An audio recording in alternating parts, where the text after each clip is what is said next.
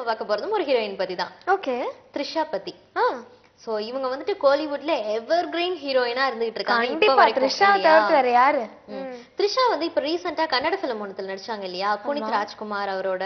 அவங்க கூட கொஞ்சம் கிளாமரா நடிச்சிருந்தாங்க. சூப்பர் டூப்பர் ஹிட் ஆயிருக்கு. சமந்தாக்கும் த்ரிஷாக்கும் போட்டின்லாம் கூட நம்ம கூட பேசணும். அந்த மூவி வந்து சூப்பர் டூப்பர் ஹிட் ஆயிடுச்சா கன்னடத்துல. சோ அதுக்கப்புறம் கன்னடத்துல உள்ள கன்னட இண்டஸ்ட்ரி எல்லாம் இவங்களுக்கு ரெட் கார்பெட் வரவேற்பு கொடுக்குறாங்களாம். வாங்க அப்படி கொடுத்துக்கிட்டு இருந்த நேரத்துல த்ரிஷா என்ன பண்ணிட்டாங்களா, அந்த படத்தோட ஆடியோ ரிலீஸ் வச்சிருக்காங்க. அதுக்கு போவே இல்லையா த்ரிஷா. ஐயோ. சோ அவங்களோட படம் எந்த படம் ரிலீஸ் ஆனாலும் அதுக்கு போக மாட்டாங்களா அவ்வளோக்கா ஆடியோ ரிலீஸ்க்கெல்லாம். இந்த படத்துக்கும் போல அப்படின்னோடனே அந்த படத்தோட குழுவினர்லாம் ரொம்ப காண்டாயி என்ன இப்படி பண்ணிட்டீங்க அப்படி இப்படின்னு கடுமையா வந்து விமர்சிக்க ஆரம்பிச்சிட்டாங்களா த்ரிஷாவை.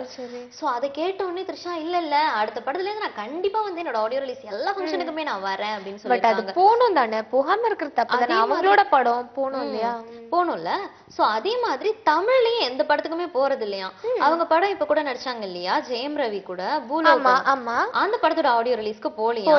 ஆனா அவங்களுக்கு கொஞ்சம் கூட சம்பந்தமே இல்லாத அமரகாவியம் படத்தோட ஆடியோ ரிலீஸ்ல வந்து நிக்கிறாங்க.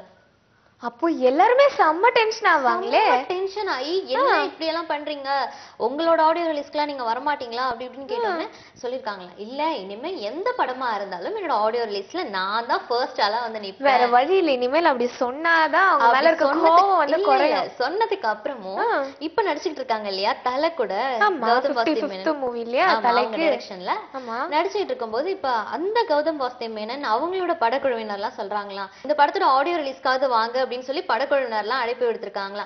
ஆனா இன்னும் அதுக்கு த்ரிஷா ஆன்சர் பண்ணவே இல்லையா. சரி விடுப்பா, மௌனம் வந்து சம்மதத்துக்கு அறிகுறியா. நம்ம தலை படம் வேற வராம இருப்பாங்களா, பாக்கலாம்.